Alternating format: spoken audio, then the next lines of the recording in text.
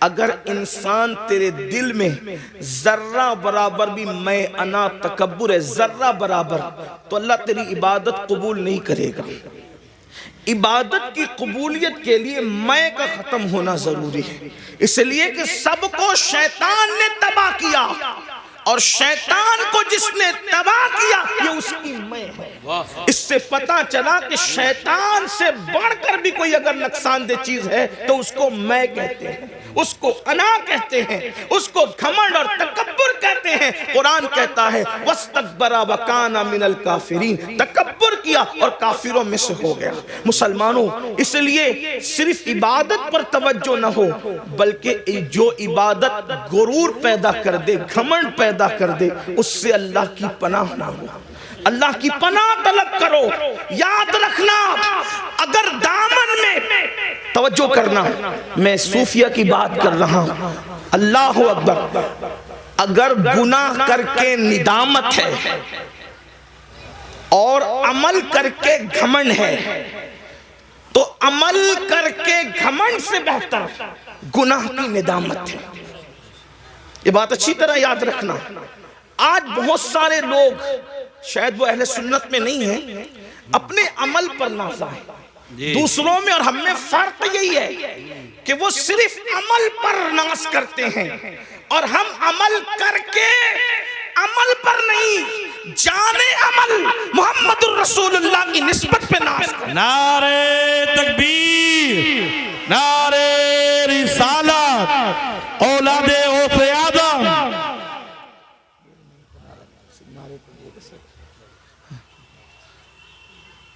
تو علامہ شرف الدین یحییٰ منیری فرماتے ہیں کہ جب تک ذرہ برابر تکبر بھی دل میں موجود ہے، عبادت قبول نہیں ہوگی۔ اور اب وہ تکبر کی ڈیفینیشن کہ تکبر ہے یا نہیں، اس کی پہچان بیان کرتے ہیں۔ آپ بھی ڈوبیں اپنے اندر، میں بھی ڈوبوں اپنے اندر، اس لیے کہ خطاب، میری اکثر عادت ہے پہلی بات تو خطاب نہیں کرتا اور گفتگو کرتا ہوں، تو ہمارے بزرگوں نے ہمیں بتایا کہ لوگوں کو مخاطب کرنے سے پہلے اپنے آپ کو مخاطب کرو، اس لیے کہ آپ سے زیادہ ضرورت اصلاح کی ہمیں ہے، مجھے ہے۔ اللہ اکبر۔ تو علامہ منیری فرماتے ہیں کہ کیا کہتے ہیں کہ تکبر ذرہ برابر ہے، تیری عبادت تجھے فائدہ نہ دے گی، تیری عبادت قبول نہ ہوگی۔ اب تکبر اور گھمنڈ کی جو ہے وہ نشانی بیان فرماتے ہیں کہ ایک انسان پوری دنیا کے انسانوں سے اپنے آپ کو حقیر سمجھ رہا ہے کہ میں سب سے حقیر ہوں، سب سے ذلیل ہوں۔ واقعی کہہ نہیں رہا ہے، سمجھ رہا ہے، اس لیے کہ کہنا اور ہے، سمجھنا اور ہے۔ ہم بار بار کہتے ہیں میں سب سے زیادہ حقیر ہوں، لیکن کسی مقام پر اگر ہمیں بیٹھنے کو اچھی جگہ نہ ملے تو ناراض ہو کے محفل سے نکل جاتے ہیں۔ کیا ہمارے لیے جگہ بھی نہ تھی؟ اللہ اکبر۔ تو انسان کہتا بہت کچھ ہے لیکن سمجھتا کم ہے۔ اللہ اکبر۔ تو علامہ منیری رحمت اللہ تعالی علیہ فرماتے ہیں سارے انسانوں سے انسان اپنے آپ کو حقیر سمجھتا ہے، لیکن صرف ایک انسان سے اپنے آپ کو بہتر سمجھتا ہے۔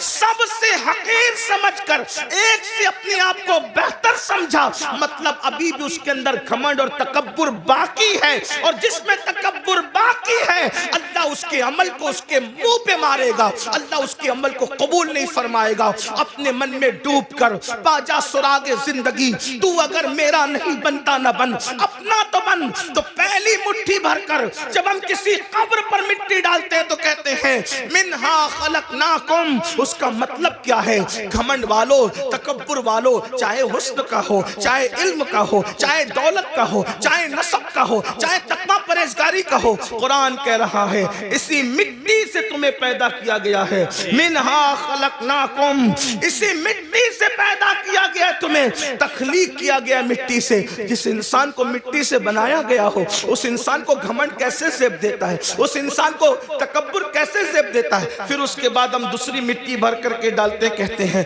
وَفِيهَا نُعِيدُكُمْ، اسی میں ملا دیے جاؤ۔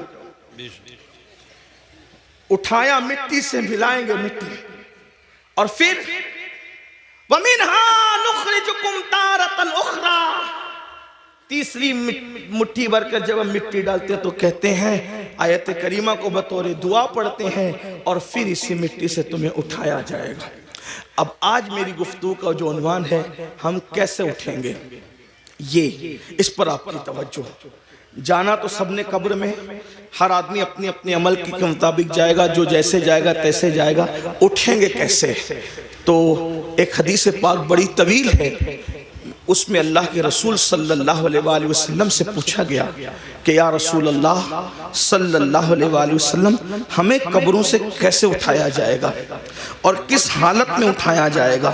اللہ کے حبیب علیہ الصلوۃ والتسلیم سے جب پوچھا گیا کہ ہمیں کس طرح اٹھایا جائے گا اور ہم کیسے اٹھیں گے اپنی قبر سے، حضرت سیدنا معاذ ابن جبل رضی اللہ تبارک و تعالی عنہ کا سوال تھا۔ آپ نے سوال کیا آقا کیسے اٹھیں گے؟ تو اللہ کے حبیب علیہ السلام نے کہا اے معاذ، تو نے بہت مشکل سوال کیا مجھ سے، اور اس کا جواب دینے سے پہلے توجہ کرنا، اس کا جواب دینے سے پہلے سید العالمین قائد المرسلین عالم ما کانا وما یکون اتنا روئے کہ روتے روتے داڑھی بھی آنسوؤں سے تر ہو گئی اور حضور کے کپڑے بھی آنسوؤں سے تر ہو گئے۔ سوال کیا تھا؟ آقا قبروں سے ہم کیسے اٹھیں گے، کس حالت میں اٹھیں گے، کس شکل میں اٹھیں گے، کس انداز سے اٹھیں گے؟ تو اللہ کے حبیب علیہ السلام پر اس قبر سے اٹھنے کی کیفیت جب حضور کو یاد آئی کہ امت کیسے اٹھے گی، حضور اتنا روئے صلی اللہ علیہ وآلہ وسلم کہ آپ کی داڑھی آنسوؤں سے تر ہو گئی، کپڑے آنسوؤں سے تر ہو گئے، اور فرمایا تو نے مشکل سوال کیا اور پھر جواب دیا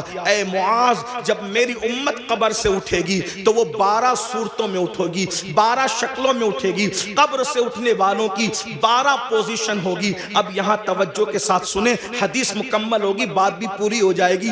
اب ان 12 میں ہم کس کے اندر ہے ذرا اس پر توجہ کرنا۔ میں نہیں کہوں گا کہ آپ کس میں ہیں، میں کس میں ہوں، یہ کس میں ہے، وہ کس میں ہے، نہیں، بہت ہو چکا میرے بھائیوں۔ میں کہتا ہوں تو سدھر، تم کہتے ہو تو سدھر، یہ تو اور تو کے اندر معاملہ خراب ہے۔ ہمیں یہ سوچنا ہے کہ میں نے سنورنا ہے، میری قبر کے اندر میں نے اکیلے جانا ہے، اپنی قبر سے میں نے اٹھنا ہے۔ میرے بھائیوں یہاں ساری چیٹنگیں چل جائے گی، ریاکاریاں چل جائے گی، مکاریاں چل جائے گی، سب چل جائے گا، لیکن وہاں کچھ نہیں چلے گا، سب معاملہ وہاں پیور ہے۔ اللہ اکبر۔ اب میرے اور تمہارے نبی غیب دا نبی صلی اللہ علیہ وآلہ وسلم قیامت کا منظر پیش کر رہے ہیں۔ قبروں سے اٹھنا تو ہے نا بھائیوں، قبروں میں جانے پر بھی یقین ہے، قبر سے اٹھنے پر بھی یقین ہے۔ اب میرے اور تمہارے سچے نبی سید العالمین غیب دا نبی صلی اللہ علیہ وآلہ وسلم فرماتے ہیں 12 قسم کے لوگ ہوں گے قبر سے اٹھنے والے، یعنی 12 پوزیشن میں لوگ اٹھیں گے، 12 انداز میں لوگ اٹھیں گے۔ اب میرے آقا علیہ السلام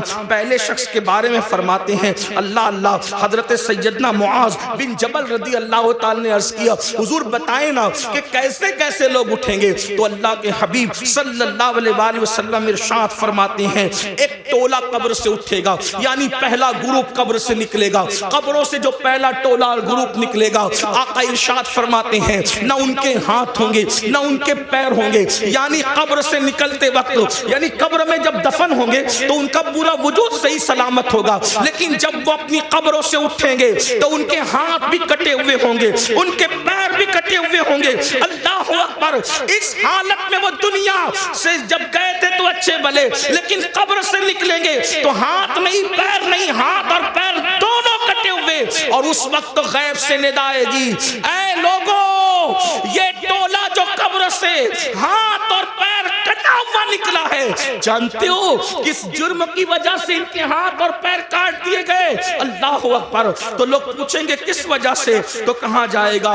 یہ دنیا میں اپنے پڑوسیوں کو تکلیف پہنچاتے تھے، یہ دنیا میں اپنے پڑوسیوں کے ساتھ اچھا سلوک نہیں کرتے تھے، اس لیے آج یہ اپنی قبروں سے اٹھے ہیں تو ان کے ہاتھ بھی کٹے ہیں، ان کے پیر بھی کٹے ہیں۔ آپ سے پوچھنا چاہتا ہوں آج تھوڑی سی طاقت مل جائے، تھوڑی سی قوت مل جائے، پڑوسیوں کے ساتھ ہمارا سلوک کیا ہے؟ اللہ اکبر۔ بڑی معذرت کے ساتھ مسلمانوں، ہر پڑوسی دوسرے پڑوسی کو، ہر طاقتور کمزور کو دبا رہا ہے، بلکہ العیاذ باللہ اب تو حالات یہاں تک ہو گئے صرف پڑوسیوں کو ستایا نہیں جا رہے، پڑوسیوں کی بیٹیوں پر بھی غلط نظر ڈالی جائے، ان کی بہوؤں پر بھی اگر وہ کمزور ہے تو غلط نظر ڈالی جاتی، غریب ہے تو ان کی آبرو کا سودا کرنے کی کوشش کی جاتی ہے۔ مسلمانوں سوچو تو صحیح انجام کیا ہے؟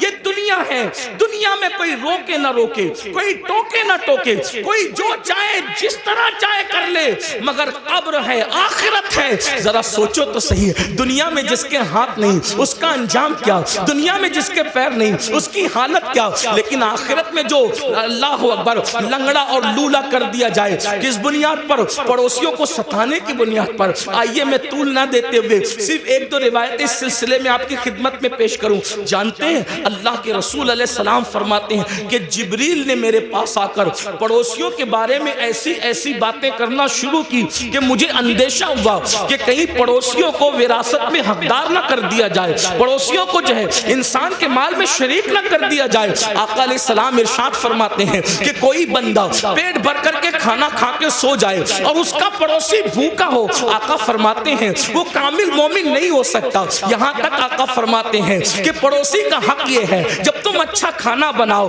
تو تھوڑا سا پانی اپنی ہانڈی میں بڑھا لو تاکہ وہ کھانا تم اپنے پڑوسی کو بھیج سکو۔ آج ہم جلسوں میں، کانفرنسوں میں اور تحریروں میں بڑی درد بھری باتیں کرتے ہیں۔ آج لوگ کیا کہتے ہیں؟ اس کی بیٹی بھاگ رہی ہے، یہ ہو رہا ہے، وہ ہو رہا ہے۔ میں کہتا ہوں سب ہو رہا ہے، اگر ہم نے اپنے پڑوسی کا خیال کر لیا ہوتا تو غریب کی بیٹی نہ بھاگتی۔ اور ایک بات آپ کو بتاؤں، کس نے کہہ دیا کہ صرف غریب کی بیٹی بھاگ رہی ہے؟ بڑی معذرت کے ساتھ صرف غریبوں کی نہیں بلکہ مالداروں کی بھی، اور اس کی وجہ صرف غربت نہیں ہے بلکہ اچھے رشتوں کا نہ آنا بھی اس کی وجہ ہے، جہیز کی لعنت بھی اس کی وجہ ہے، ساتھ ہی ساتھ علم کا نہ ہونا بھی اس کی وجہ ہے، ساتھ ہی ساتھ فضول خرچیوں میں ہمارا پڑھ کر کے شادیوں کو مہنگا کرنا بھی اس کی وجہ ہے۔ لیکن بس اتنا عرض کرنا چاہتا ہوں، اپنے پڑوسیوں کا خیال کرو، پڑوسیوں کا لحاظ کرو، اور اگر پڑوسیوں کو ستاؤ گے، ظلم کرو گے تو یاد رکھنا قبر سے بغیر ہاتھ اور بغیر پیر کے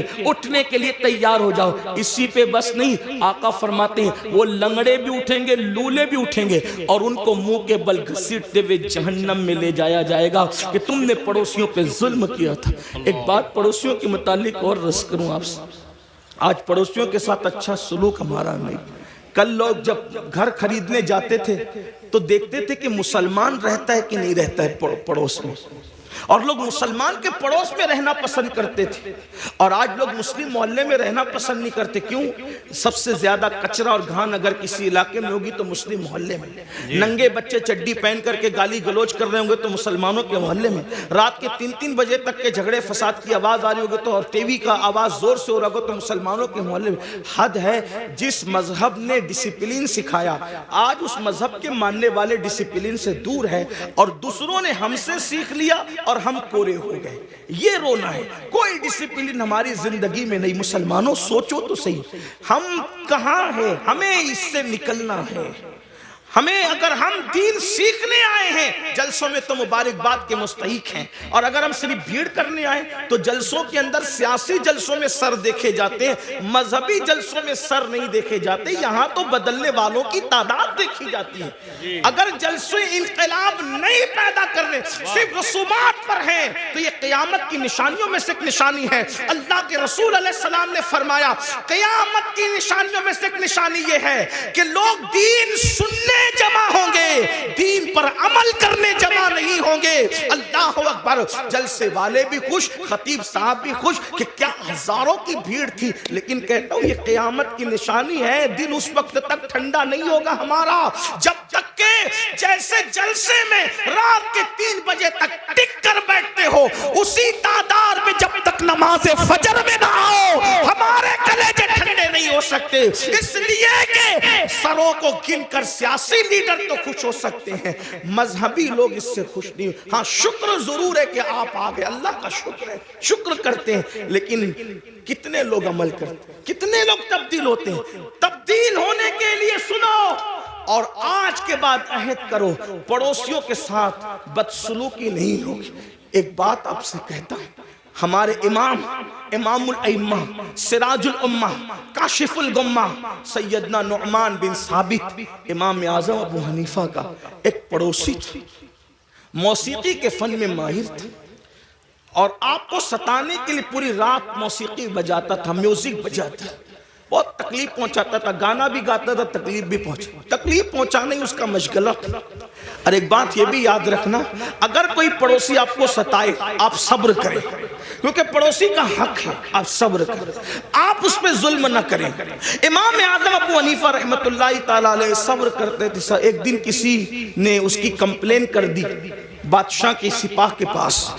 بادشاہ کے سپاہی ہے، اس کو اٹھا کے لے گئے، اور جب اس کو اٹھا کر کے لے گئے تو امام اعظم ابو حنیفہ نے کسی سے پوچھا، آج اس گویے کی آواز نہیں آتی؟ دیکھو ہم تو کبھی برساں برس پڑوسیوں کی خیال ہی نہیں رکھتے، آواز آ رہی کہ نہیں آ رہی، کس حالت میں نہیں ہے، لیکن امام اعظم تھے۔ یہی تو بات ہے، دین مکمل دین ہے، دین مکمل نظام حیات ہے، دین مکمل جو ہے اللہ اکبر قانون زندگی ہے۔ امام نے پوچھا آج اس گویے کی آواز نہیں آ رہی ہے، تو کسی نے عرض کی خوشی خوشی حضرت اس کو تو پولیس اٹھا کے لے گئی، اس پہ تو کمپلین ہو گئی ہے، اس کو جیل میں ڈال دیا گیا۔ اب میرے پڑوسی کو جیل میں ڈال دیا گیا، آپ اسی وقت تشریف لے گئے، اور جانے کے بعد آپ نے فرمایا کہ میرا پڑوسی ہے، اس کو جیل میں کیوں ڈالا گیا؟ تو کہا آپ کو ستاتا تھا، گاتا تھا، میوزک بجاتا تھا، موسیقی بجاتا تھا، اس لیے یہ حال کیا گیا۔ فرمایا کوئی بات نہیں، اس کا میرا مسئلہ ہے، لیکن میں تو اس کو لے جاؤں گا۔ اور امام اعظم اپنے سورس سے، اپنی سفارش سے اس کو چھڑا کر لائے۔ رستے میں اس نے کہا میں تو آپ کو ستانے کے لیے کرتا تھا، آپ نے مجھے کیوں چھڑایا؟ فرمایا جو تو کرتا تھا وہ تیرا اپنا عمل ہے، مجھے پڑوسی کے ساتھ حسن سلوک کا حکم دیا گیا ہے، میں نے اس پر عمل کیا۔ قدم پکڑ کر کہتا ہے واللہ اگر کسی کو امام اعظم کہلانے کا حق ہے تو وہ ثابت کا بیٹا نعمان آپ ہی ہیں۔ نعرہ تکبیر، نعرہ رسالت۔ بزرگوں کا طریقہ تھا، ہم اپنے پڑوس کے ساتھ، آج تو پڑوس میں سگا بھائی بھی رہتا ہے، ہم اس کے ساتھ کیا سلوک کرتے ہیں؟ اچھا کھانا بناتے ہیں تو معاذ اللہ چھپا چھپا کر کے کھاتے ہیں، ایسا نہیں ہونا چاہیے۔ پھر میرے اور تمہارے آقا صلی اللہ علیہ وآلہ وسلم ارشاد فرماتے ہیں دوسرا گروہ، دوسرا قافلہ، دوسرا ٹولہ جب اپنی قبر سے نکلے گا تو اس کی شکل سور کی طرح اور خنزیر کی طرح ہوگی۔ خنزیر اور سور کی شکل میں وہ اپنی قبروں سے نکلیں گے۔ حالانکہ جب ان کو قبر میں رکھا گیا تھا تو ان کے چہرے اچھے بھلے تھے، لیکن اب وہ میدان محشر میں اٹھیں گے تو وہ سور کی شکل اور خنزیر کی شکل لے کر اٹھیں گے۔ صحابہ بے چین ہو گئے، تڑپ گئے، عرض کیا یا رسول اللہ صلی اللہ علیہ وآلہ وسلم، جو گروہ، جو ٹولہ، جو قافلہ قبروں سے سور اور خنزیر کی شکل میں اٹھے گا ان کا کیا قصور ہوگا؟ تو میرے آقا فرماتے ہیں ان کا قصور یہ ہوگا کہ وہ نمازوں میں سستی کرتے تھے، وہ نمازوں میں غفلت کرتے تھے۔ مسلمانوں ذرا سوچو تو صحیح، اپنے نبی کی ہر بات پر یقین ہے، ان باتوں کو کیوں بھول جاتے ہو؟ جس کے کہنے پر اللہ کو ایک مانا، جس کے کہنے پر قرآن کو اللہ کی کتاب مانا، جس کے کہنے پر دین اسلام کو حق مانا، اللہ اس رسول کا فرمان ہے بے نمازی، نماز میں سستی کرنے والا جب اپنی قبر سے اٹھے گا تو سور کی شکل میں اٹھے گا، خنزیر کی شکل میں اٹھے گا۔ اس پر زیادہ بات نہ کرتے ہوئے ایک روایت آپ کے سامنے پیش کروں، کھلے دلوں کے ساتھ اور کھلی آنکھوں کے ساتھ، کھلے کانوں کے ساتھ سننا۔ اپنے آپ پہ رحم کر لو، اپنے آپ پہ رحم کر لو، اللہ کے بندو، آخرت کی گھاٹی بڑی مشکل ترین گھاٹی ہے، ہم نے اس کو جتنا آسان سمجھا اتنا آسان نہیں ہے۔ میرے امام کہتے ہیں اللہ اکبر، پاٹ وہ کچھ دھاریے کچھ زار ہم، یا الہی کیوں کر اترے پار ہم، اپنی ستاری کا یا رب واسطہ ہو نہ رسوا برسرے بازار ہم۔ اللہ ہمیں فیس بک کے لیے تو وقت ہے، یوٹیوب پر بیٹھنے کے لیے تو وقت ہے، دوستوں کی محفلوں کے لیے تو وقت ہے، بیوی بچوں کے لیے تو وقت ہے، سب کے لیے وقت ہے، رب کے لیے وقت نہیں۔ سن لو اور اچھی طرح سے سن لو۔ اللہ حضرت علامہ عثمان ابن حسن رضی اللہ تبارک و تعالیٰ عنہ اپنی کتاب میں لکھتے ہیں، میری بہنوں کی بھی توجہ، اللہ کے حبیب علیہ السلام کا ظاہری دور ہے، آقا علیہ السلام اپنے صحابہ کے جرمٹ میں جلوگر ہیں، ایسے میں ایک نوجوان روتے ہوئے آتا ہے اور عرض کرتا ہے یا رسول اللہ صلی اللہ علیہ وآلہ وسلم، میرے ابو کا انتقال ہو گیا، میرے باپ کا انتقال ہو گیا۔ آقا میرا باپ مر چکا ہے، اس کا انتقال ہو چکا ہے، ہم دیہات کے لوگ ہیں، دیہات میں رہنے والے ہیں، آقا نہ اس کو کوئی غسل دینے والا ہے، نہ اس کو کوئی کفن پہنانے والا ہے۔ یا رسول اللہ صلی اللہ علیہ وآلہ وسلم اس لیے میں رو رہا ہوں۔ میرے آقا نے فرمایا اے ابو بکر اٹھو، اے عمر اٹھو، اور دونوں جاؤ اور جا کر کے اس کے دیہات میں پہنچو، اس کے گاؤں میں پہنچو، اس کو غسل بھی دو، اس کو کفن بھی پہناؤ۔ اللہ اکبر۔ جب صدیق اکبر، فاروق اعظم، میرے آقا کے دونوں یار شیخین کریمین اٹھے اور دیہات میں پہنچے تو جیسے میت کے قریب گئے غسل دینے کے لیے چہرے سے چادر ہٹائی، چہرے سے چادر ہٹائی تو کیا دیکھا کہ اس کا منہ، میت کا منہ کالے سور کی طرح ہو گیا، کالے خنزیر کی طرح ہو گیا۔ اللہ اکبر۔ صدیق و فاروق نے جب یہ منظر دیکھا زار زار رونے لگے، زاروں قطار رونے لگے۔ ایک قاصد کو اللہ کے رسول صلی اللہ علیہ وآلہ وسلم کی بارگاہ میں پیش کیا گیا، یا رسول اللہ اس کا چہرہ تو کالے سور کی طرح، کالے خنزیر کی طرح ہو گیا، اس کو کیسے غسل دیں، اس کو کیسے کفن پہنائے؟ اللہ اکبر۔ میرے اور تمہارے آقا صلی اللہ علیہ وآلہ وسلم خود تشریف لائے چل کر کے، اور جب اس کا منہ کالے خنزیر کی طرح دیکھا حضور علیہ السلام بھی رو پڑے۔ پھر میرے آقا نے دعا کی اور دعا کرنے کے بعد اس کا چہرہ ٹھیک ہو گیا۔ جب چہرہ ٹھیک ہو گیا تو پھر غسل دیا گیا، کفن پہنایا گیا، نماز جنازہ پڑھی گئی، اور جب جنازہ مکمل ہو گیا تو کسی نے دھیرے سے کہا پہلے تو اس کا چہرہ کالے سور کی طرح، کالے خنزیر کی طرح ہو گیا تھا، اب ذرا دیکھیں تو اس کا چہرہ کیسا ہے۔ جب دوبارہ چہرہ دیکھا گیا نماز جنازہ کے بعد، جب کفن ہٹایا گیا تو کیا دیکھا لوگوں نے؟ اب بھی اس کا چہرہ کالے سور کی طرح، کالے خنزیر کی طرح تھا۔ سب رو پڑے۔ صحابہ نے عرض کیا ہمارے ماں باپ آپ پر قربان یا رسول اللہ صلی اللہ علیہ وآلہ وسلم، اس کا چہرہ بار بار کالے سور کی طرح، کالے خنزیر کی طرح کیسے ہو جاتا ہے؟ تو میرے آقا نے اس کے بیٹے کو بلا کر کے پوچھا یہ بتا تیرے باپ کا چہرہ کالے سور کی طرح کیوں ہو جاتا ہے بار بار؟ اس نے عرض کی یا رسول اللہ صلی اللہ علیہ وآلہ وسلم، میرا باپ کوئی گناہ نہیں کرتا تھا، بس اس کی کمی یہ تھی کہ جب نماز کا وقت آتا تو وہ سو جایا کرتا تھا، وہ نماز نہیں پڑھتا تھا۔ تب میرے آقا نے ارشاد فرمایا لوگوں دھیان سے سنو، جو نماز میں سستی کرے گا وہ اپنی قبر سے اس حالت میں اٹھے گا کہ اس کا منہ کالے سور کی طرح ہوگا، کالے خنزیر کی طرح ہوگا۔ بتاؤ چہرے پر پھنسی آ جائے کتنا بے چین ہو جاتے ہو، کسی کے چہرے پہ سفید داغ آ جائے کتنا بے چین ہو جاتا ہے۔ لوگ منہ پہ رومال رکھ کے پھرتے ہیں، اگر اس کو فالج ہو جائے میرا ٹیڑھا منہ لے کر میں کیسے جاؤں، سفید داغ لے کر کیسے جاؤں، پھنسی لے کر کیسے جاؤں؟ اپنے جیسے انسانوں کے سامنے جب یہ عیب لے کر نہیں جاتے، جس کو ڈاکٹر درست کر سکتا ہے وہ عیب لے کر نہیں جاتے۔ اللہ نہ کرے نماز چھوڑنے کی وجہ سے منہ کالے سور کی طرح ہوگا تو اللہ کی بارگاہ میں کیا منہ لے کر جاؤ گے، کس طرح منہ لے کر جاؤ گے؟ اور سن لو دنیا کے امتحان میں اگر ناکام ہو گئے تو پھر کامیابی کے چانسز ہے، مگر آخرت کے امتحان میں اگر ناکام ہوئے پھر کامیابی کا کوئی چانس نہیں ہے۔ پہلی اور آخری مرتبہ موقع ملے گا، کیا تیاری کی اس کے لیے؟ نہیں، ہمیں ٹائم نکالنا ہوگا۔ بڑی معذرت کے ساتھ ایک بات اور آپ سے کہوں، آج میری قوم کے دماغ میں ایک خبط ہے، نہیں ہم تو غوث پاک کے ماننے والے، ہم تو غریب نواز کے ماننے، ہم تو اعلیٰ حضرت کے ماننے، ہم تو شاہ برکت اللہ کے ماننے، تو ہمیں کیا ہوگا؟ ہم نے تو زنا کر کے بھی جنت ہی ملنی، ہم نے تو نماز چھوڑ کے بھی جنت ہی ملنی، ہم نے تو پوری زندگی قرآن کو ہاتھ نہیں لگایا، تو کیونکہ ہم ماننے والے کتنے بڑوں کے، جتنے بڑوں کے ماننے والے ان کی بڑائی میں مجھے کوئی شک نہیں۔ لیکن ایک بات ضرور کہتا ہوں، جب نوح علیہ السلام کا بیٹا جہنم میں جا سکتا ہے، سلبی بیٹا، اور قرآن پھر اس کا نسب بھی کاٹ کر کے اعلان کرتا ہے لیسا من اہلی، کبھی آپ کی اولاد سے نہ رہا، تو جب سگے بیٹے کا نسب کٹ سکتا ہے تو پھر نام لیواؤں کا رشتہ نسبتیں کیوں نہیں کٹ سکتی؟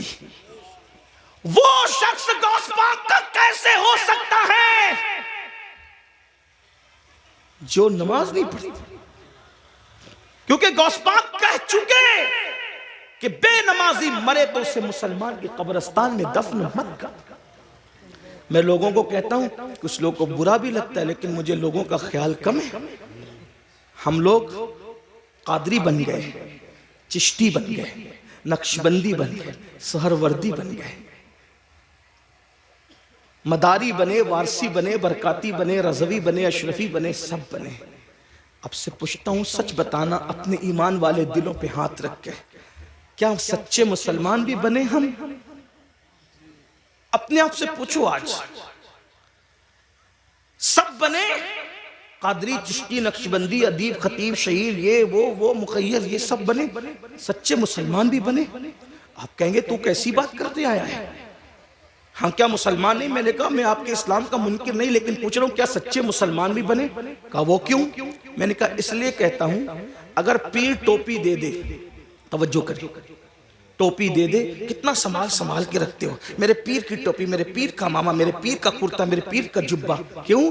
کس نے دیا؟ پیر نے تحفے میں دیا، اور پیار اس سے کتنا ہے کہ قبر میں بھی لے جاؤں گا۔ میں نے کہا تجھے سلام ہو، اچھا ہے، پیر سے بہت پیار کر، اللہ اس سے زیادہ تجھے برکت دے، لیکن اتنا ضرور تجھ سے پوچھوں گا، سلسلے کی محبت میں تجھے پیر سے اتنا پیار ہے کہ پیر کے دیے ہوئے تحفے کو تو نے سینے سے لگا کے رکھا، کیا تو نے اللہ کے دیے ہوئے تحفے کے ساتھ بھی یہی سلوک کیا؟ جو قدر تجھے پیر کے تحفے کا ہے، جو قدر تجھے استاد کے تحفے کا ہے، کیا اللہ کے تحفے کے ساتھ بھی تو نے ایسا ہی سلوک کیا؟ وہی قدر کی، وہی عزت کی، وہی سینے سے لگا کے رکھا؟ کہا اللہ کا تحفہ کیا ہے؟ میں نے کہا اس کو نماز کہتے ہیں، دیا اللہ نے، اور کن ہاتھوں سے بھیجا؟ کن ہاتھوں سے بھیجا؟ سید المعصومین محمد الرسول اللہ کے ہاتھوں سے بھیجا۔ جس قوم کو پیر کے تحفے کی قدر ہو اور اللہ کے تحفے کی کوئی قدر نہ ہو، تو پھر وہ قوم سچی مومن کیسے ہو سکتی؟ کامل مومن کیسے ہو سکتی ہے؟ غور کیجئے، دھیان دیجئے اور سن لو، کسی اور کی نگاہ میں مسلمان بننے والا جنت میں نہیں جائے گا، جنت میں اسی نے جانا ہے جو خدا و رسول کی نظر میں مسلمان ہے۔ اپنے آپ کے بارے میں جو بھی تراش لو، اند اللہ جو مومن ہے، اند الرسول جو مومن ہے، جنت اسی کے لیے ہے۔ اس خوش فہمی میں مت رہنا کہ صرف سنی کہلا کر کے جنت مل جائے گی۔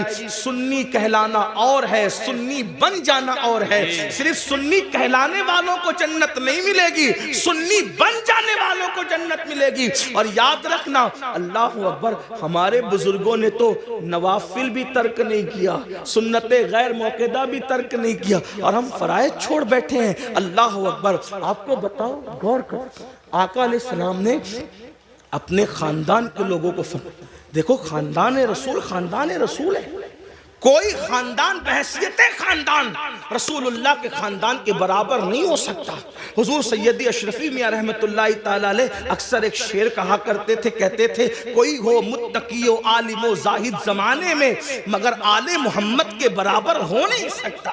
آپ فرمایا کرتے ہو، توجہ فرمائے، خاندان نبوت ہے، اور امام اہل سنت نبی کے خاندان کے بارے میں کہتے ہیں، آب تطہیر سے جس میں پودے جمے، اس ریاض نجابت پہ لاکھوں سلام، خون خیر الرسل سے ہیں جن کا خمیر، ان کی بیلوس طینت پہ لاکھوں سلام۔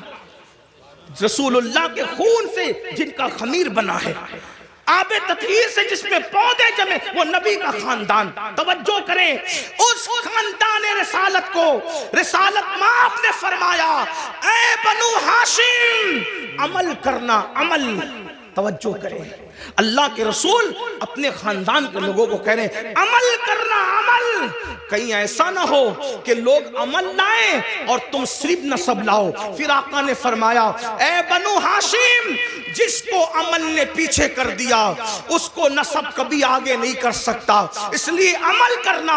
رسول اللہ کی اس نصیحت کو خاندان کے لوگوں نے کیسے سینے سے لگایا، اللہ اکبر، کہ رسول اللہ کے خاندان میں پھر کوئی بھی آپ کو بے عمل نظر نہیں آئے گا۔ میں بے عمل کی بات کر رہا ہوں، بد عمل تو دور کی بات ہے، اس لیے کہ ایک ہے با عمل، ایک ہے بے عمل، ایک ہے بد عمل۔ رسول اللہ کے خاندان میں بد عمل تو بہت دور کی بات ہے، بے عمل بھی تمہیں کوئی نظر نہیں آئے گا۔ دیکھو نبی کے خاندان کو دیکھو، پوری رات اگر سجدے میں گزارنے والی مدینے میں کوئی خاتون ملتی ہے تو وہ کوئی اور نہیں ہے، وہ میرے نبی کی شہزادی سیدہ مخدومہ فاطمہ الزہرا کی ذات ہے، اور جب رات پوری ہوتی ہے تو نماز مکمل کر کے حسرت کے ساتھ سر کو سجدے سے اٹھا کے کہتی ہے اے اللہ تو نے رات اتنی چھوٹی بنایا کہ تیرے محبوب کی بیٹی فاطمہ دل کھول کے سجدہ بھی نہ کر سکی۔ اللہ اکبر۔ اس کے بعد دیکھیں گھوڑے کی ایک زین پر ایک قدم رکھ کر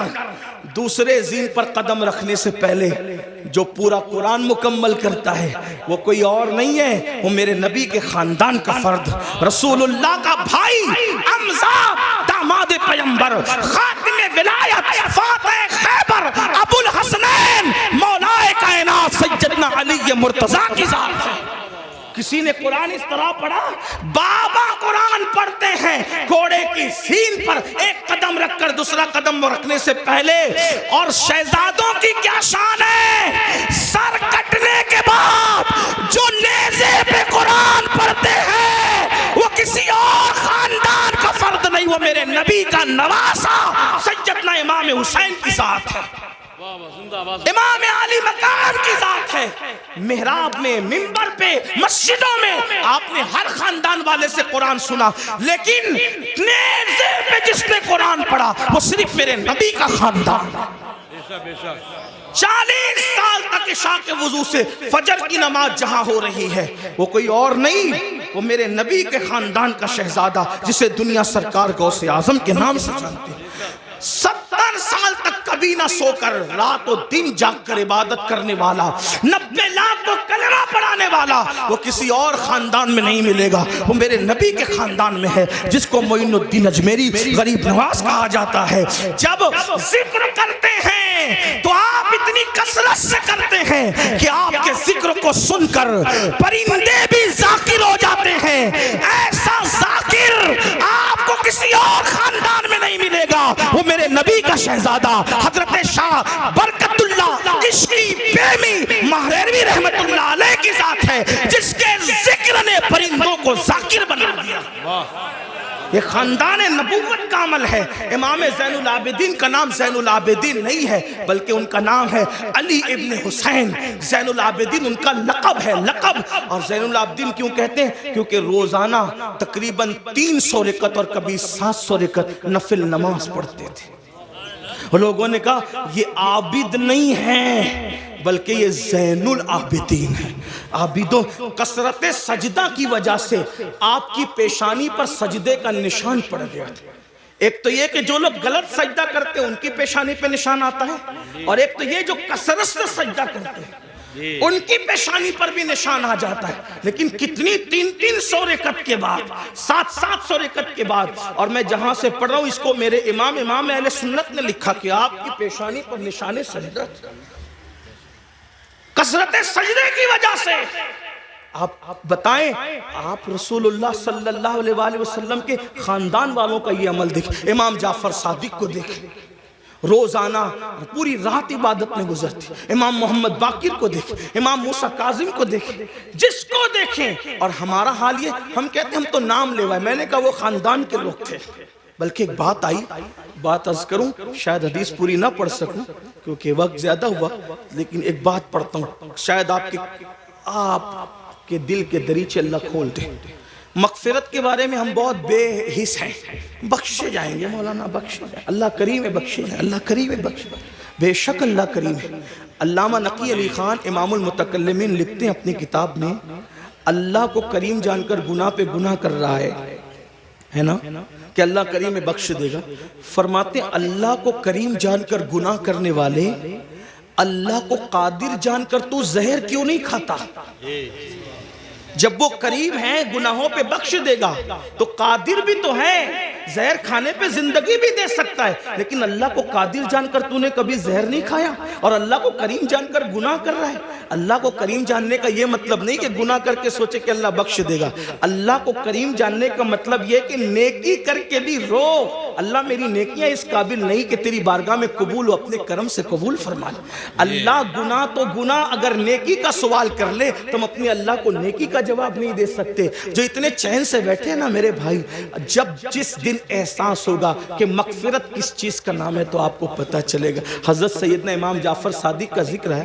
امام جعفر صادق کو لوگ اتنا ہی جانتے ہیں کہ ہم ان کی کونڈے کی نیاز کرتے ہیں، بس اتنا ہی جانتے ہیں۔ لیکن جانتے ہیں یہ امام جعفر صادق غوث اعظم سے پہلے اپنے دور کے غوث اعظم ہیں۔ مقام غوثیت کبریٰ پر فائز امام جعفر صادق۔ کون امام جعفر صادق؟ جن کی جوتیاں امام اعظم ابو حنیفہ جیسے لوگ سیدھا کرتے تھے، اور امام اعظم کہتے ہیں کہ اگر 2 سال نہ ہوتے امام جعفر صادق کی صحبت کے تو نعمان ہلاک ہو گیا ہوتا۔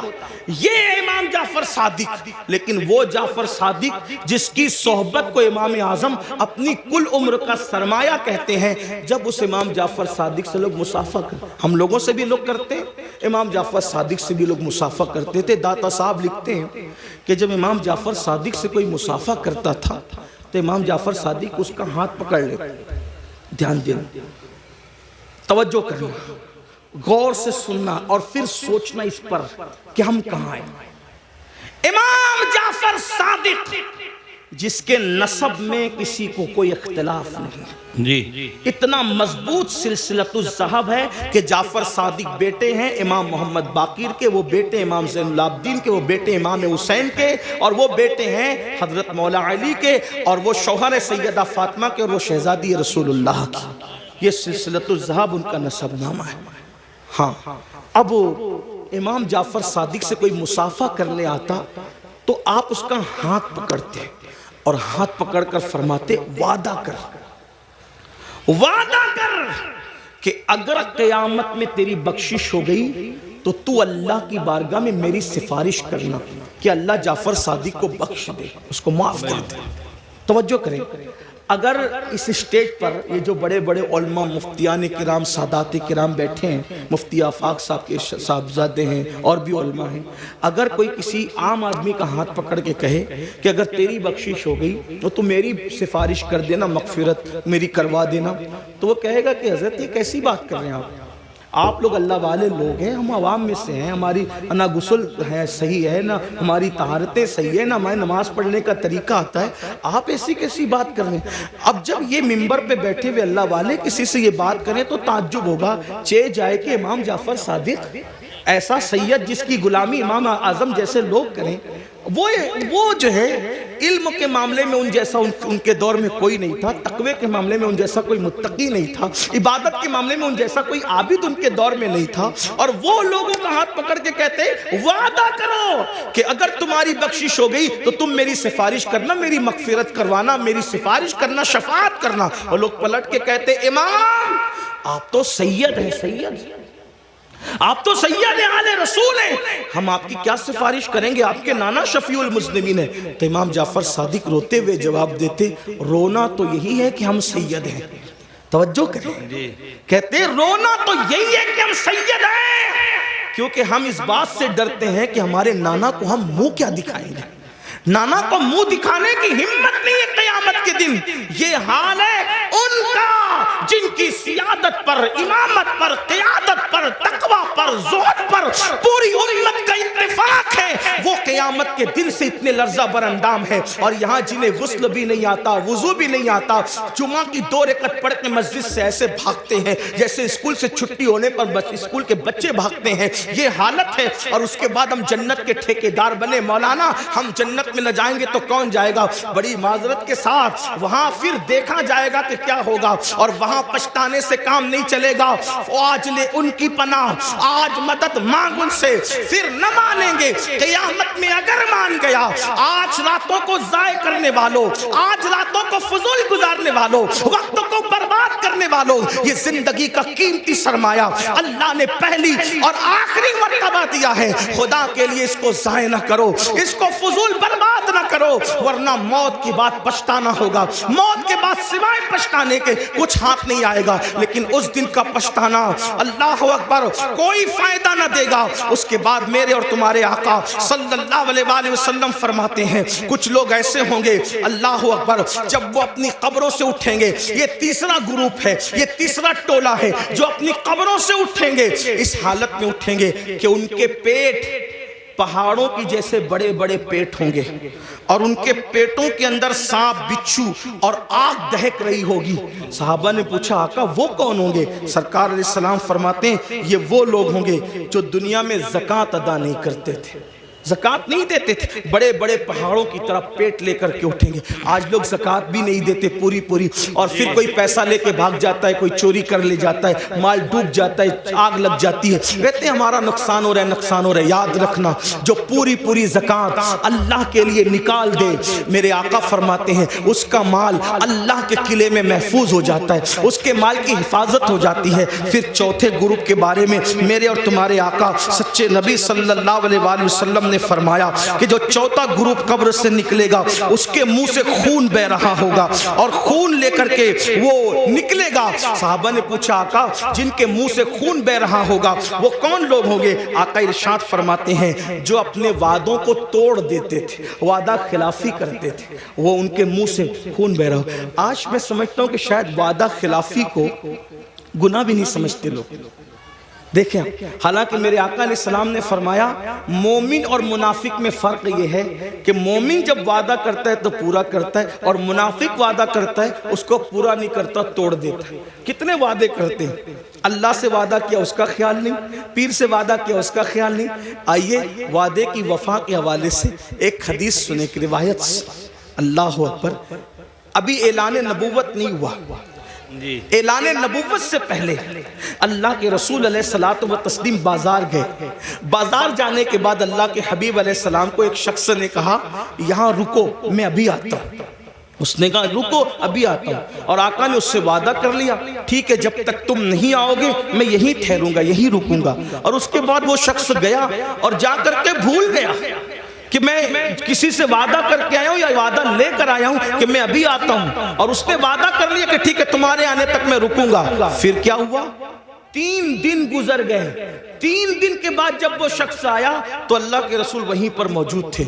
उसने पूछा आप यहाँ? फरमाया तुमसे मैंने वादा किया था कि जब तक तुम नहीं आओगे मैं यहीं रुका रहूंगा, इसीलिए मैं यहाँ रुका रहा। और फिर मेरे आका ने न उससे लड़ाई की, न झगड़ा किया, न उसको डांटा, बल्कि सिर्फ एक जुमला कहा, ऐ शख्स तूने मुझे मुशक्कत में मुब्तला कर दिया, तूने मुझे तकलीफ में मुब्तला कर दिया। ये ऐलान नबुव्वत से पहले का वादे का वफा करना था। जब मेरे आका ने नबुव्वत का ऐलान किया तो यही वाकया उस शख्स के ईमान लाने का सबब बन गया कि जो शख्स इंसान से किया हुआ वादा उसके साथ बेवफाई नहीं करता वो झूठा नहीं हो सकता, वो सच्चा है। तो जो वादे के खिलाफ करे, आज तो ये भी होता है कि किसी लड़की से प्यार की बात की, मोहब्बत की बात की, अफेयर की बात की, रिश्ते की बात की, और फिर का तेरे साथ शादी करेंगे, और फिर शादी के नाम पे उसका शबाब लूट लिया, उसके साथ ज़िना कर लिया, उसके साथ सारी रंगरेलियां मना ली, सारा खेल कूद कर लिया, और उसके बाद का अब तेरे साथ शादी नहीं करेंगे क्योंकि तो इस काबिल नहीं है, तेरे अंदर ये ऐब है, ये ऐब है, ये ऐब है। याद रखना किसी पे जुल्म करने वालों, अच्छी तरह याद रखना, पहली बात तो अफेयर करना जायज न था, पहली बात तो नाजायज ताल्लुकात करना जायज न थे, पहली बात तो किसी लड़की से दोस्ती करना जायज न थी, और अगर की थी और वादा किया था अल्लाह अकबर तो ज़िना और उसके साथ तन्हाइयां जायज न थी। अल्लाह अकबर, अब उसका शबाब लूट कर उसमें ऐब निकाल कर उसको छोड़कर ऐसे भागते हो जैसे फूलों का रस चूस करके भौरा भाग जाता है, दोबारा उधर का रुख नहीं करता। तितलियां फूलों का रस चूस कर दोबारा उधर का रुख नहीं करती। किसी के शबाब से खिलवाड़ करके, किसी के हुस्न से खिलवाड़ करके, किसी की आबरू से खिलवाड़ करके फिर उसको छोड़कर नए शिकार की तलाश में जाने वालों, जानबूझ करके किसी की आबरू के साथ सौदा करने वालों, सुनो अल्लाह के हबीब अलैहिस्सलाम इरशाद फरमाते हैं, फकीह अबू लैस समरकंदी अपनी किताब में लिखते हैं कि अगर किसी ने किसी چڑیا سے بھی کھیل کر اس کی زندگی کو ختم کیا ہوگا. کسی نے کسی چڑیا کی زندگی سے کھیلا ہوگا. نہ کھانے کی حاجت تھی, نہ شرعی کوئی معاملہ تھا, صرف اپنے نفس کے لیے چڑیا سے کھیلا اور اس کو مار ڈالا. کھیلتے کھیلتے اس کی زندگی کو ختم کر دیا. آقا فرماتے ہیں وہ مری ہوئی چڑیا جس کی زندگی سے تم نے کھلواڑ کیا تھا, جب قیامت کا دن ہوگا تو اللہ کی عدالت میں فریاد کرے گی, مولا آج عدل کا دن ہے, آج انصاف کا دن ہے, مولا مجھے عدل چاہیے, اس شخص نے میری زندگی سے کھلواڑ کیا تھا. آقا فرماتے ہیں اس ننھی سی چڑیا کی شکایت بجلی کی گھن گرج کی طرح ہوگی. جیسے بجلی کڑکتی ہے ویسے ننھی سی چڑیا کی آواز میں گھن گرج ہوگی, اور جس کی شکایت چڑیا کر رہی ہوگی اس کا حال یہ ہوگا وہ پہاڑوں جیسی نیکیاں لے کر آئے گا. اللہ ارشاد فرمائے گا آج عدل کا دن ہے, آج انصاف کا دن ہے. اور پھر میرا اللہ فرمائے گا جس نے چڑیا کی زندگی سے کھلواڑ کیا آج اس کی نیکیاں نہیں دیکھی جائے گی, اس کو منہ کے بل گھسیٹتے ہوئے جہنم میں ڈال دیا جائے. آپ سے پوچھنا چاہتا ہوں, نفس کے پجاریوں سے پوچھنا چاہتا ہوں, نفسانی خواہشات میں ڈوبے ہوئے انسانوں سے پوچھنا چاہتا ہوں, اگر کسی چھٹاک بھر کی چڑیا کی زندگی سے کھیلا ہوگا تو پہاڑوں جیسی نیکیاں رد ہو جائے گی اور انسان جہنم کا ایندھن بنے گا. جس نے لڑکیوں کی زندگی سے کھیلا ہوگا, آبرو سے کھیلا ہوگا, اس کا انجام کیا ہوگا؟ اللہ کے بندو, یہ دنیا ہی سب کچھ نہیں ہے, یہ دنیا کی رنگریلیاں ہی سب کچھ نہیں ہے, یہ دنیا کے مزے اور مستی سب کچھ نہیں ہے, یہ دنیا کا عیش و آرام سب کچھ نہیں ہے. اس دن کے بارے میں ڈرو جس دن کے بارے میں قرآن کہتا ہے یوم یقوم الروح والملائکہ صفا لا یتکلمون الا من اذن. اس دن جبریل امین اور سارے فرشتے اللہ کی ہیبت سے کانپتے ہوں گے, کسی میں کلام کرنے کی جرت نہیں ہوگی. اس دن اپنا کیا ہوگا؟ جس دن انبیاء کی زبان پہ نفسی نفسی ہوگا, اس دن اپنا کیا حال ہوگا؟ اس لیے لوگ لڑکیوں کی زندگی سے تو کھیلتے ہیں, خود کی بیوی کا اگر سالن میں نمک زیادہ ہو جائے تو طلاق دے دے, مارے پیٹے. یاد رکھنا, اچھی طرح یاد رکھنا, یہ دنیا ہے, یہاں عیش کرنے, آرام کرنے, ظلم کرنے نہیں بھیجا. قرآن کہتا ہے الذی خلق الموت والحیات لیبلوکم ایکم احسن عملا, کہ اللہ نے زندگی اور موت کو اس لیے پیدا کیا کہ اللہ تمہیں آزمائے کون تھوڑی سی زندگی کو پا کر اچھا عمل کرتا ہے. اس کے بعد اب یہ آخری بات تذکر کروں گا, اس کے بعد بات پوری کر لیں گے, اس لیے کہ وہ 12 لوگوں کا ذکر کرنے جائیں گے تو شاید رات کے 3 بجیں گے, اور میری عادت ہے اس سے پہلے کہ لوگ ذکر الہی سے اکتا جائیں ہمیں اپنی بات مکمل کرنی چاہیے, اور لوگ کہیں چپ ہو جاؤ اس سے پہلے ہمیں خود ہی چپ ہو جانا چاہیے. یہ آداب محفل بھی ہے اور یہ شرافت کی نشانی بھی ہے. تو میں اسی پہ بات پوری کروں گا, پھر کسی دن موقع ملا انشاءاللہ تو یا تو آج کل تو بیانات یوٹیوب پر آتے ہی رہتے ہیں, کسی بھی جگہ مکمل ہو جائے گی تو آپ تک پہنچی جائے گی انشاءاللہ. یہ 5ویں بات ہے لیکن اس کو دھیان سے سنیں, اور یہ آخری بات ہے آج کی محفل. اللہ کے رسول علیہ السلام فرماتے ہیں 5واں ٹولہ جب قبر سے نکلے گا تو ان کے جسم سے مردار کی بدبو آئے, مردار کی بدبو, اور وہ مردار کی بدبو لے کر کے اپنے قبر سے اٹھیں گے. صحابہ نے پوچھا حضور وہ کون ہوں گے؟ آقا فرماتے وہ لوگ ہوں گے جو دنیا میں چھپ چھپ کر گناہ کرتے, تنہائی میں گناہ کرتے, پوشیدہ طور پہ گناہ کرتے, لوگوں کے سامنے نیکیاں اور تنہائی میں گناہ. ایسے لوگوں کے لیے اللہ فرماتا ہے جو لوگوں کے سامنے نیکی کر کے تنہائی میں گناہ کریں میں ان کے ساتھ اعلان جنگ کرتا ہوں. اور دوسری حدیث میں آتا ہے کہ حباء منصورہ کی تفسیر کرتے ہوئے اللہ کے رسول نے خود فرمایا, آقا فرماتے ہیں صحابہ نے پوچھا حضور یہ حباء منصورہ کا مطلب کیا ہے کہ اللہ ان کی نیکیوں کو ذرے کی طرح بکھیر دے گا؟ تو آقا فرماتے ہیں جو تنہائیوں میں گناہ کرتے تھے اللہ ان کی نیکیوں کو ایسے بکھیر دے گا جیسے روزون کے ذرات ہوتے ہیں جو صرف دھوپ میں نظر آتے ہیں, اتنے باریک کر دے گا اللہ, یعنی اتنی بے وقت ہو جائے گی ان کی نیکیاں کہ اللہ تعالیٰ ان کے ذرے ذرے کر دے گا, ان کی نیکی کوئی کام کی نہیں ہوگی, اور اللہ پاک ان کی نیکیوں کو رد فرمائے گا. والعاقبۃ للمتقین, آخرت تو متقین تقیوں کے لیے ہے۔ اس سلسلے میں حضرت زید ایک بات بیان کرتے ہیں، فرماتے ہیں میں قبرستان گیا، جب قبرستان پہنچا تو ایک درخت کو ٹیک لگا کر میں بیٹھ گیا، اس لیے کہ میں چاہتا تھا کہ قبروں کو دیکھ کر کے عبرت حاصل کروں۔ ایسے میں ٹیک لگا کے بیٹھ گیا تو میں نے کیا دیکھا، میری آنکھ لگی، آنکھ لگی تو دل کی آنکھیں بیدار ہوئی، میں نے خواب دیکھا کہ لوگ اپنی اپنی قبروں سے اٹھ رہے ہیں، کسی کے اجلے لباس ہے، کسی کے میلے لباس ہے، کوئی کیسا ہے کوئی کیسا ہے، لیکن ایک شخص کو میں نے دیکھا جب وہ اس کی قبر سے اٹھا، اس کی قبر سے تو ایک آسمان سے آگ کی چین زنجیر آئی اور اس کے حلق میں ڈالی گئی، اور وہ اس کے حلق سے گزرتے ہوئے پیٹ اور پیٹ کے بعد پھر نیچے کے مقام سے وہ زنجیر نکل گئی، اور وہ چیخ رہا تھا، چلا رہا تھا، اور چیختے چلاتے کہتا تھا مجھ پر یہ کیا عذاب ہو رہا ہے، کیا میں نماز نہیں پڑھتا تھا، کیا میں روزہ نہیں رکھتا تھا، کیا میں رمضان شریف کے روزے نہیں رکھتا تھا، کیا میں نے حج نہیں کیا تھا، کیا میں نے عمرے نہیں کیے تھے، کیا میں نے صدقہ نہیں دیا تھا، کیا میں نے زکوٰۃ نہیں دی تھی، کیا میں فلاں نیک کام نہیں کرتا تھا، غرض کہ وہ اپنی ساری نیکیوں کو گنائے گا گنائے گا گنائے گا، اس کا مطلب وہ گنہگار نہیں تھا، وہ نیکوکار تھا، اس لیے وہ وہاں بھی نیکیوں کو گنائے گا۔ حضرت زید کہتے ہیں جب وہ اپنی نیکیوں کو گنا رہا تھا تو غیب سے آواز آئی بندے تو ساری نیکیاں کرتا تھا، لیکن جب تو اکیلے میں اور تنہائی میں ہوتا تھا تب تو گناہ کرتا تھا، اللہ سے نہیں ڈرتا تھا، تو جس نے تنہائی کے اندر گناہ کیا اللہ نے اس کی نیکیوں کو ضائع کر دیا۔ آپ سے پوچھتا ہوں اللہ کے بندو، نرم نرم گدوں پہ لیٹ کر رات کی تنہائیوں میں چار دیواری میں کیا دیکھتے ہو؟ کون کیا دیکھتا ہے مجھے نہیں پتا، لیکن اپنے آپ میں ڈوب کر کے سوچو، وہ گندی فلمیں، وہ گندے مناظر، وہ گندی تصویریں رند کی رند رہے، ہاتھ سے جنت نہ گئی۔ جو تنہائیوں میں گناہ کرتے ہیں اور لوگوں کے سامنے نیکیاں کرتے ہیں، قبروں سے اٹھیں گے تو ان کے بدن سے مردار کی بدبو ہوگی، اللہ ان کے ساتھ اعلان جنگ کرتا ہے، ان کی نیکیوں کو ریت کے ذروں کی طرح بکھیر دیا جائے گا۔ اپنے آپ پہ رحم کرو میرے بھائیوں، قیامت کے دن کون ہے اپنا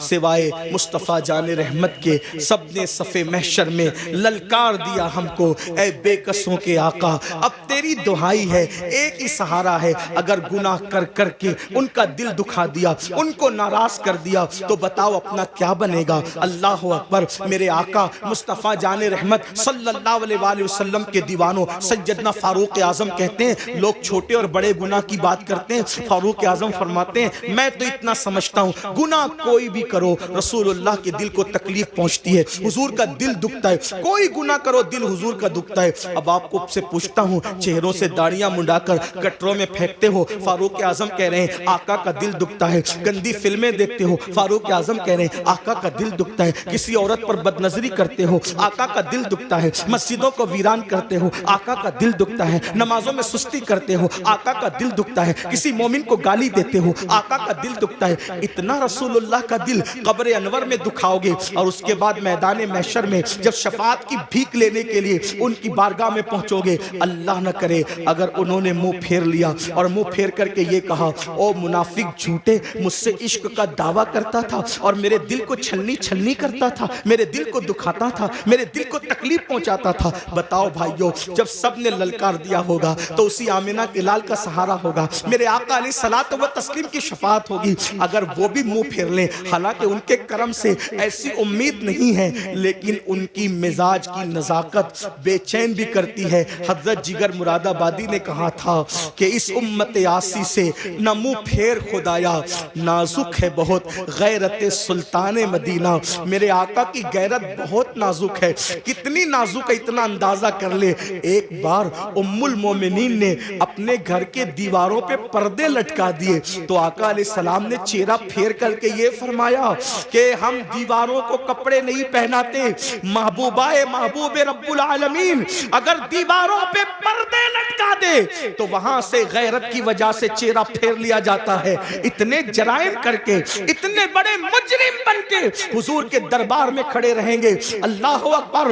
اگر ان کی غیرت کی نزاکت نے منہ پھیر لیا، کہاں جاؤ گے؟ کس کے پاس جاؤ گے؟ کس کے دروازے پہ دستک دو گے، اس لیے آج ان کو مناؤ، آج ان کو راضی کرو، آج ان کی بارگاہ میں معافی مانگو، ان کے وسیلے سے اللہ کی بارگاہ میں توبہ کرو، تاکہ دنیا بھی سنور جائے، آخرت بھی سنور جائے۔ اللہ پاک کی بارگاہ میں دعا ہے کہ میرا اللہ سب سے پہلے مجھے اور آپ سب کو عمل کی توفیق عطا فرمائے۔ گفتگو کے درمیان اگر کوئی غلطی ہوئی اللہ تعالیٰ معاف فرمائے۔ استغفر اللہ ربی من کل ذنب واتوب الیہ وما علینا الا البلاغ۔ السلام علیکم ورحمۃ اللہ وبرکاتہ۔ بیٹھیے۔